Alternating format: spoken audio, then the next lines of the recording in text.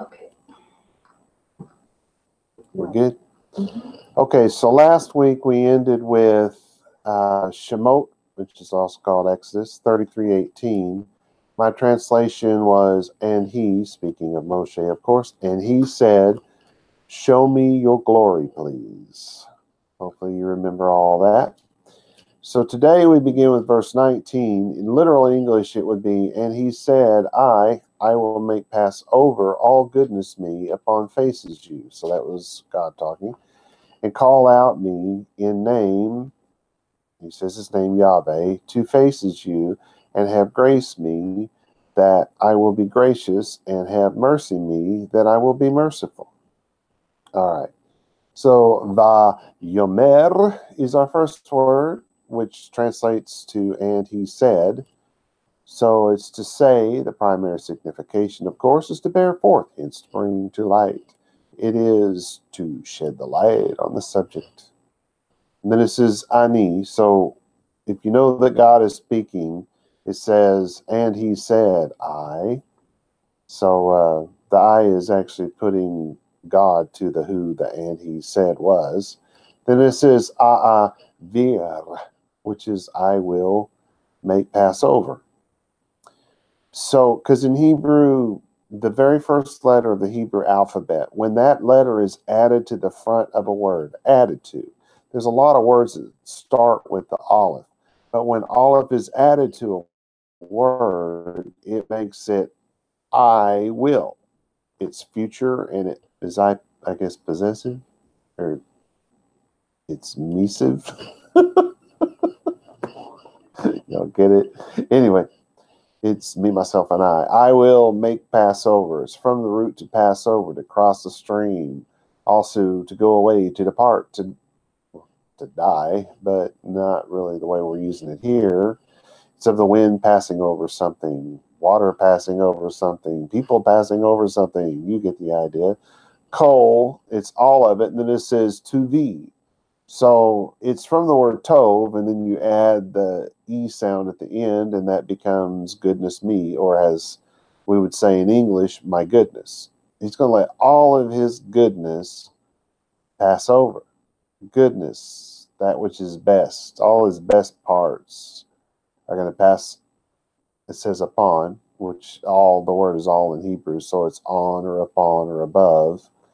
And then it says panecha. He's going to let all of his goodness pass over panecha, faces you. So it's all of God's goodness is going to pass over the faces of you. He's talking to Moshe. You can't wrap your head around that, can you? It's going to go over you, or maybe set down upon you, because remember, all is over, upon, above, that sort of thing. It's of the idea of foundation. You know, you put something upon a foundation, you pour your foundation, you build a building on top of it, right? So you get that idea. So it could be that God is saying everything that's good about me is going to sit down on your shoulders, maybe.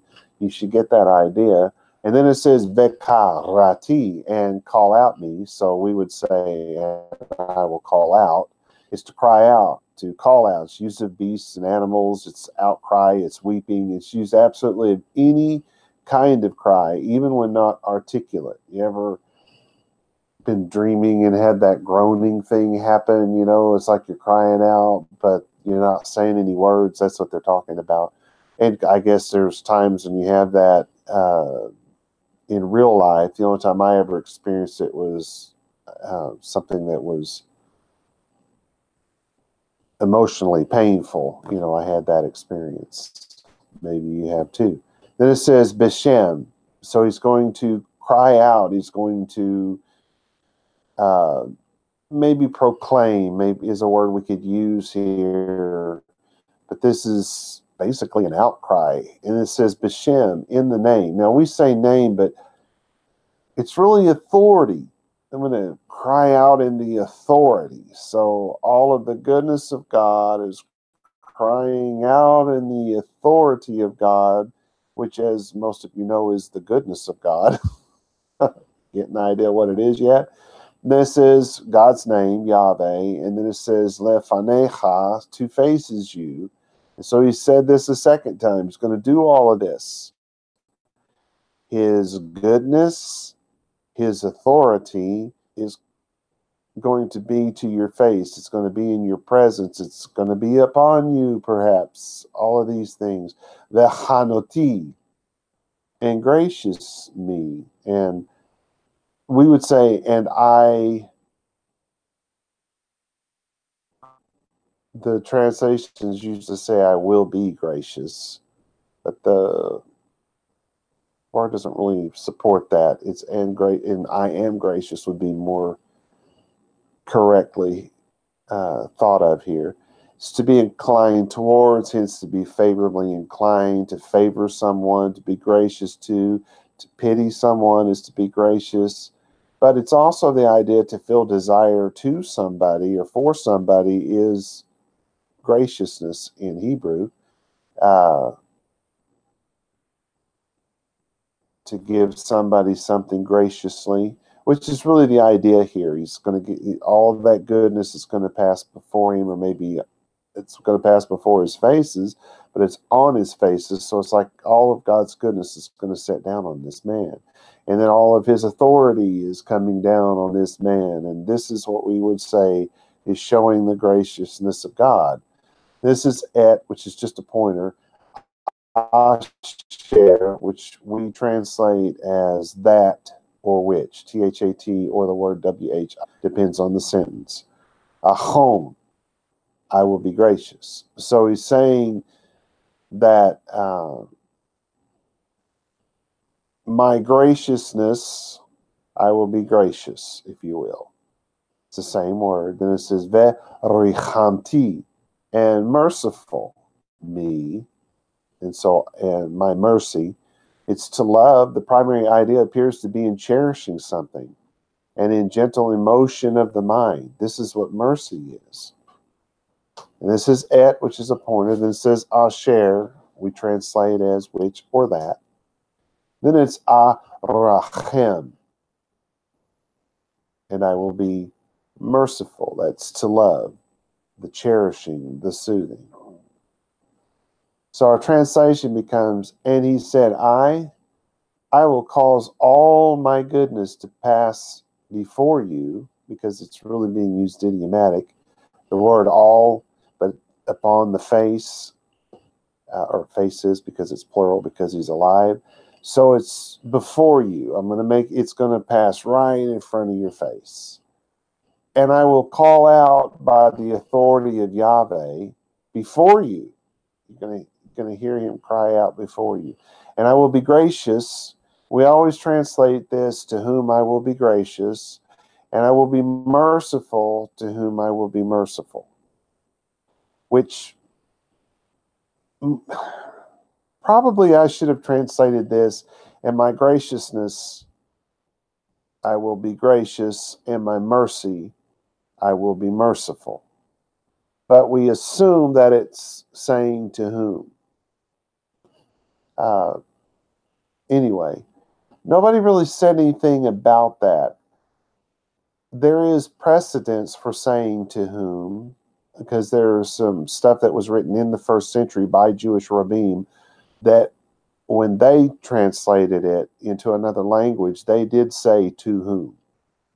So this is, at the very least, assumed. But at the time period that was written, well, these guys weren't exactly Hellenized who wrote it. So I think we're okay with saying to whom. I will be grace, I'll show my graciousness to whom I will show it, and I will be merciful to whom I will be merciful, is really, truly, probably what we should see here. Anyway, verse 20 literally says, and he said, not you shall endure to see faces my, for not he see me, the mankind, and live. So this is going to be interesting. Va yomer, and he said, it's to say, the primary signification is to bear forth, is to shed light on the subject. So God is still shedding light on the subject. He is still making us understand it in these simple terms. So then he says lo, which is the negative article, so not something, to hal, you cannot endure. You shall not, it's really you shall not endure. It's to be made able. You're not going to be able to. You cannot sustain this. You are not able to bear this. And it could be because it's not lawful. Maybe it's just because it's not lawful, which would mean it's not permitted.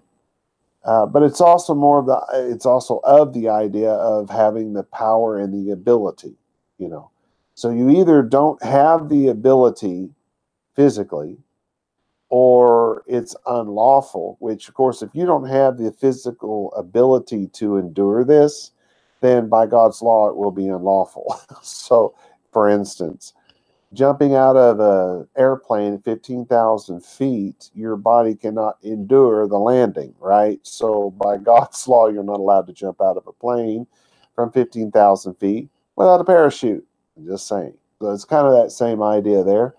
You can't endure this. This is not something you're able to do. And then it says, lir ot. This is to see. To see the face of the king is said of his ministers who are received in his presence. You can't endure the presence of God. You can't endure standing before the face of God, right? It's, I don't know what else I could say here, because this is either the human body cannot endure just the eyeballs seeing God, which is what most people believe because they think literally. Or maybe he's saying you can't perceive this. Even if your eyeballs could see somehow God, even if he was somehow standing right in front of you in the flesh, maybe you just couldn't even perceive it. There's a thought. So there's really more than one way to look at this. Maybe somebody has seen God face to face without dying. But maybe you just can't perceive what you saw. Who could, if you think about it, who could really perceive the voice of God? Even if he said one word to you, could you really perceive the voice of God? Maybe you can understand the word he spoke, but could you really perceive the voice of God? Getting too deep, right? That's too deep for Saturday. We're supposed to be taking rest here. Then it says, et panai. So you can't see my face. You're not able to see my face.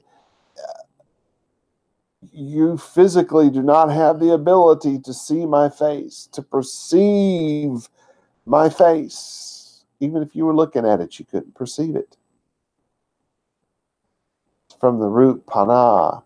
So of course, this is from the idea of turning. Your face is this way, and you turn to look that way, and they build the idea of face from that because that's what you do with the face, apparently. Yeah, it's a primitive language. It's a long time ago, right?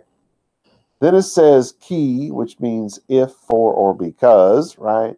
Because lo, there's your negative article. Yir ani, he see me. So the person who sees me, this is God talking, so the person who sees God, the person who stands in the presence of God, the person who is able, somehow to perceive the face of God, somebody who had that ability, it says ha-adam, so the someone here being mankind. It's all of mankind. He's not talking about Adam, of the Adam and Eve fame, the one person who started it all, per se, right? He's not talking about that. He said ha-adam, the mankind, right? So that's the one that would be perceiving, being in the presence of. So you can't see it with your eyeballs, perhaps, or maybe you can't perceive it with the mind, vahai, and live. The original idea of this word is that of breathing, inasmuch as the life of animate beings is discerned by their breathing. You would, if you could actually see it with your eyeballs, I mean, really see it, maybe that would kill you. Or maybe it's that if you could truly perceive the face of God, you would just stop breathing.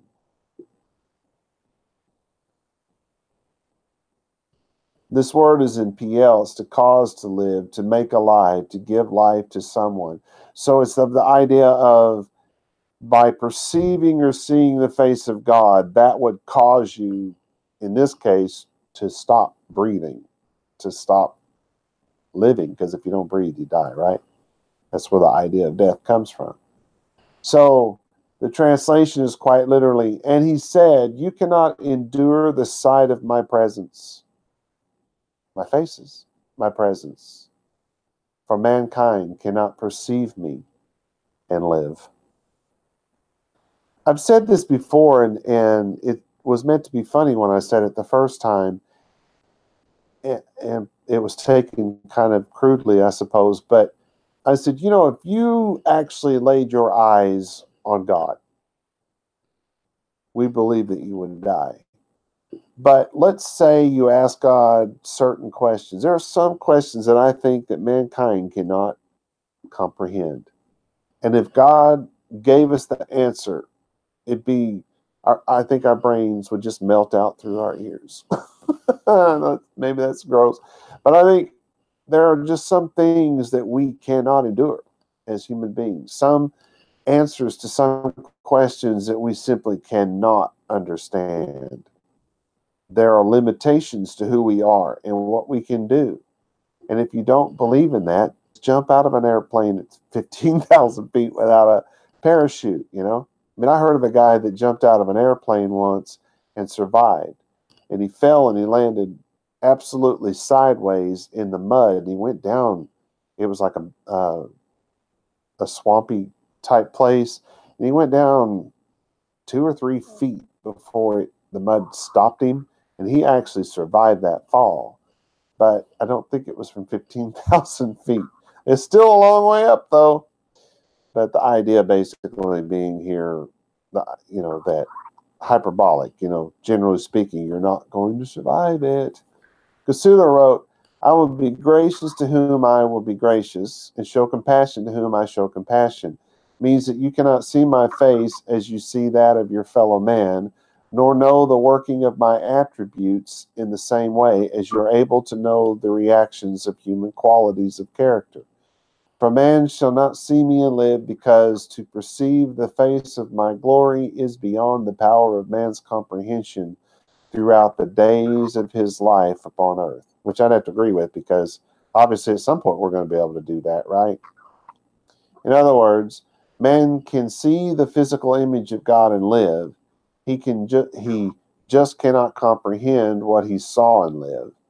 His brain would just melt out of his ears. I forgot I wrote that. Kusuto also wrote, the commentators who see in these words a reference to the belief that whoever sees God dies, or to the doctrine that after his death a man can see God, are merely reading into the biblical text concepts that are not there. And I do agree with him. Yes, I do, but let me say it, let me qualify it. Human beings cannot comprehend God. He can walk here on the face of this earth, and we can look him in the eye, and we can listen to him talk, and we can't comprehend him. Maybe we know who he is, but we can't comprehend him, right? And that's really what this is saying. It's not saying you can't see it with your eyeballs. It's saying that you cannot perceive it and live through it. It's too much for your little pea brain. Could you imagine trying to explain physics to a chicken? I'm just saying. But anyway, what he said here, he said, the commentators who see in these words a reference to the belief that whoever sees God dies, or to the doctrine that after his death a man can see God. This is the part I want to talk about. because this is where the idea that you can't see God and live, right? But men have seen God and lived more than once. Moshe's one of them. You ever heard the story of Jacob's ladder? There's another one. I mean, Adam and Eve walked with God in the cool of the day. Hello, people saw God, but as human beings, they did not perceive God. If those two, if in fact there was literally an Adam and an Eve, and somehow all of mankind was able to descend from one bloodline, which is scientifically impossible, if that had happened, then you have to believe that two people walked around looking at God's face, talking to him, and listening to him respond to him, because that's what it says. All right, but then he says this doctrine becomes that if you see him as a human being, you die, but then when you're in heaven, you can see him and not die, which is kind of what I just said. But that's the reason why in the first century, one of the rabbis had to say something about this, because he's like, no, your body's going to be changed in an instant. The twinkling of an eye is the way they say it in English. That's kind of what he said. But still, it falls short. Because if we believe that we can perceive God and live in heaven, then we believe that we will be equal with God in heaven. And I don't believe that, and I don't think that Moshe believed in it, and I don't think that the rabbi who wrote about it believed it. I think that we are still inferior to God, and still, even with all of that will be there and all that we will certainly be able to understand and perceive, we still will not truly perceive God and live. But anyway, so I wanted to make that little disconnect in it's not that I really disagree with him, but I don't wholeheartedly agree with him either. All right, 21. Literally in English. And he said, Yahweh, behold, place with me and station you upon the cliff. So it's Bayomer, that's to shed light on the subject, and it's Yahweh. And then it says Hine, which is behold. But remember, this is Hine. This is the word where you're pointing something out. Behold what am I pointing at here? A book? Behold the book. I think that's what I'm pointing at. I'm looking at this little bitty monitor. I can't tell what I'm pointing at, actually. Let's see. Pointing at the book. Behold, because I'm trying to get your attention on something. That's what the word Hine does. Behold, makom. So behold a place. It's to stand, a place, properly a station, from standing or existing. The place of anyone of his abode, habitation, a town, a village. So this is, we would say place. Et, with me. It's really kind of what it means, with me. Veni zata. I mean, literally it's not, but it's kind of what's being said here. Veni zata. And station you. It's to set you, to put you, to place, stand in this place. So God was saying, behold, right? He's pointing out a specific spot. Stand right here. And this says, I'll stand up on Hatzur. And that's the cliff. But he's being very specific. He's pointing out a very specific spot, which with the Hine word. Stand upon this spot, this place that's on the cliff. And this is a stone or a pebble. Zur is a stone or a pebble, but it's so called from its compact, solid mass. In other words, a rock. Metaphorically used of God as your refuge, your rock, and that sort of thing. But I think cliff here is a pretty good word for us to use. So your translation is, and Yahweh said, behold, a place by me, or this place by me, and you will stand on the rock. Isn't it interesting that he's standing there talking to him, saying, I'm going to show myself to you over on this rock? Just saying. Think about that a minute. Verse 22. And be, in Passover as honor me, and place me you in crevice, the cliff, and block me, palm me upon you to pass over me. The Haya, that's to be, to exist. It's the same word we say, and it came to pass. That's the same word we use for that. To exist, to be, I don't really know how to tell you any better than that. That's what the word means. Ba avor. So literally, that's in Passover or with Passover, because the bait added to the front of a word becomes in or with in English. It's to pass over, to cross the stream. We've had this word already. It's the waters going over a cliff, though I didn't say that earlier. But of a person walking, over a bridge, I mean, it's to go from one side to the other or to overflow the banks, because it's going over something. Anyway, so it's not the Passover we have once a year, if you will. Kevodi. Oh, this is interesting. Kevod.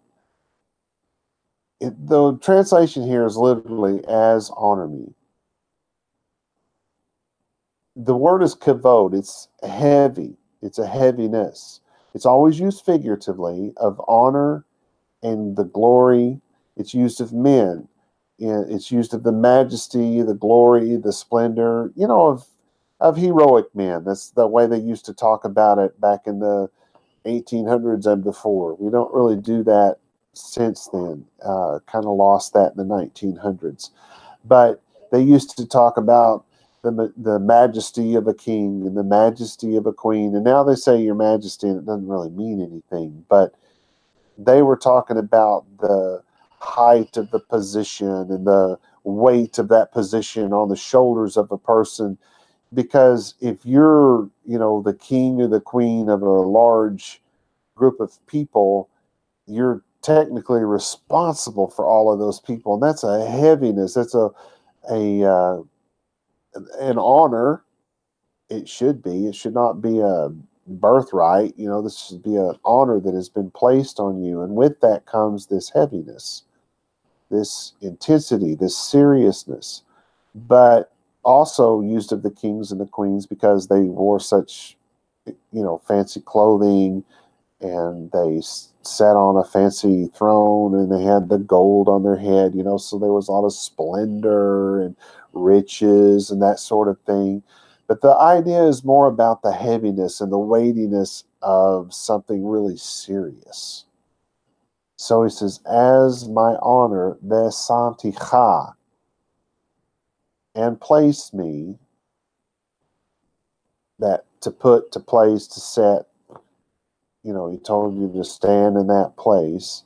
Benikrat, that's in the crevice. That's a fissure or the cleft of a rock. A crevice, I thought, was a good word for that. Hatzur, so there's your word for cliff again. Besakoti, and block me. It's this word, though, is to weave, to interweave. It's like the fingers, I'm interweaving them. So think of it that way, especially bows to make a hedge or to construct a booth, hence a hedge, a fence, to cover.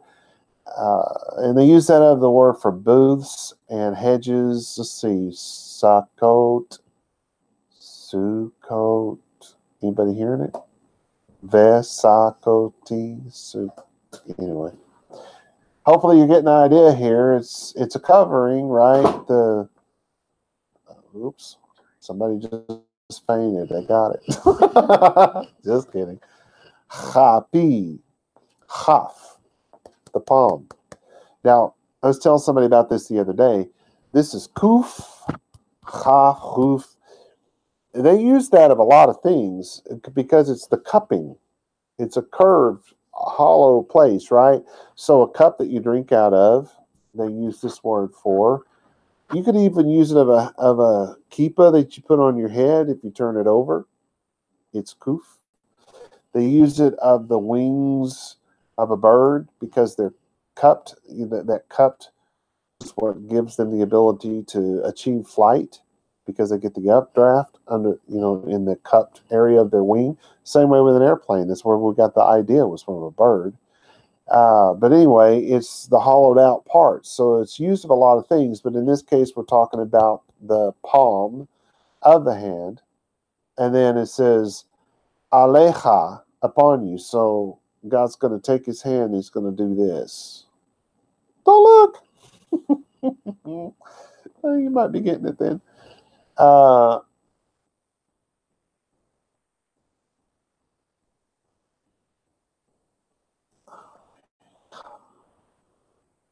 Oh, yeah, he's going to put his hand, he's going to put the palm of his hand upon you, it says.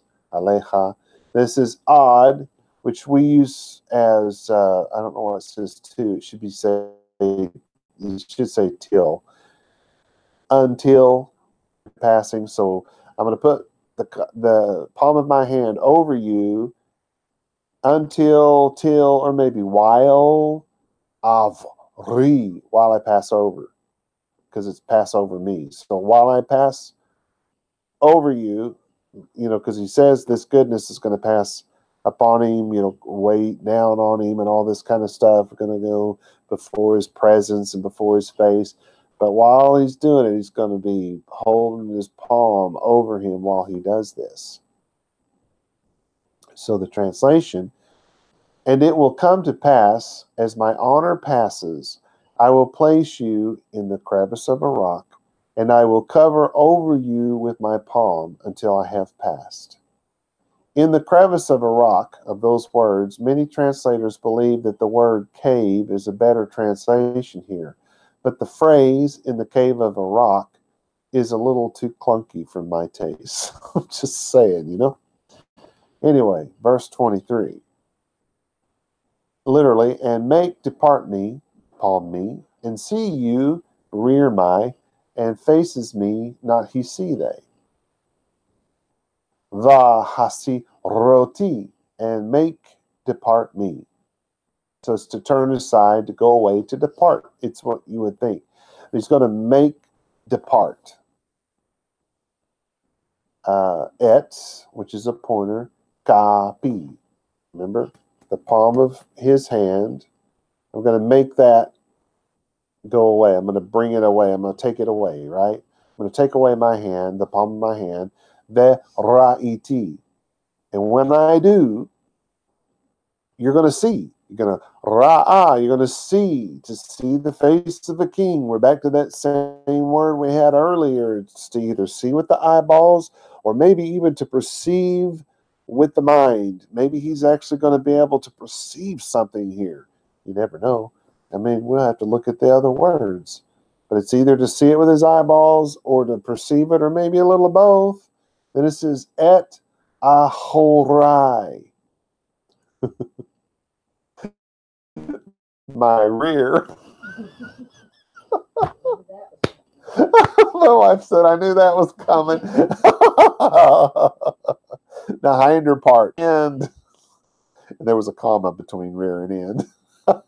Hence, from behind, backwards, the back, what is behind. So it's not that he's saying, I'm going to take my hand away and you're going to see my butt. It's more like he's saying, you're going to see what's behind me. Could be his back, because that's behind him, right? But maybe it's something that's following behind him. Then it says, ufanai, which is, and faces me.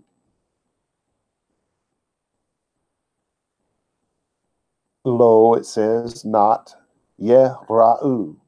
You'll not see, you'll not perceive my face. But you can maybe perceive my back. Or maybe what is behind me. There's something there that you could perceive. So the translation is, and I will take away my palm, and you will see behind me, and my presence, my face, will not be seen. Casuto wrote, here it is obvious that figurative expressions are being used. You will be able to perceive only my works and discern from them some of my attributes, but you will be unable to comprehend my essential nature. You see where this just went? That's a good summation. Maimonides, who I am not a fan of, in case if y'all know me, you know this, though I don't talk about him much, because you're talking 12th century, and boy, the damage that he did to Judaism is just unimaginable. But anyway, I better get off of that before I get in more trouble. In his book, A Guide for the Perplexed, in 121, he wrote that it was only possible to comprehend God from behind. It is an idiomatic idea that means to comprehend God through reflection on his deeds. My mom got it right, dead on accurate. That's exactly what this whole thing was about. So if we think about it, what did God lay on his shoulders? He laid on the shoulders of Moshe the Torah, because it's the authority of God. And it's why the Jews call the Torah, among other things, they call it the Spirit of God, right? We know that. But we also know that the goodness of God is the Torah. And anytime the Jews talk about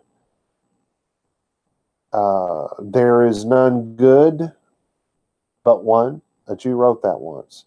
And from that, it was perverted to mean that that meant that God was good. Well, no one disagrees in Judaism that God is good, but that's a perversion of it, because there's none good but the Torah.